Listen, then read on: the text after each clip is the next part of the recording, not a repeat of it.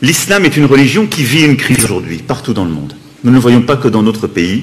C'est une crise profonde qui est liée à des tensions entre des fondamentalismes, des projets justement religieux et politiques qui, on le voit dans toutes les régions du monde, conduisent à un durcissement très fort. Y compris dans des pays où l'islam est la religion majoritaire. Il y a, dans cet islamisme radical, une volonté revendiquée, affichée, une organisation méthodique pour contrevenir aux lois de la République et créer un ordre parallèle, ériger d'autres valeurs, développer une autre organisation de la société, séparatiste dans un premier temps, mais dont le but final est de prendre le contrôle complet, celui-ci.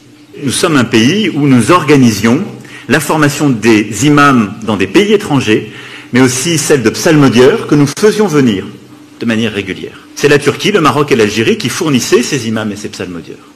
Nous avons décidé de mettre fin à ce système, de manière totalement apaisée, avec les pays d'origine, dont nous sommes convenus avec le Conseil français du culte musulman. C'est que d'ici à 6 mois au plus tard, celui-ci allait finaliser un travail largement commencé depuis plusieurs mois et indispensable. Un travail qui consiste, premièrement, à labelliser des formations d'imams dans notre pays. Deuxièmement, à assumer une responsabilité cultuelle qui sera celle de la certification des imams. Troisièmement, d'écrire une charte dont le non-respect entraînera révocation des imams.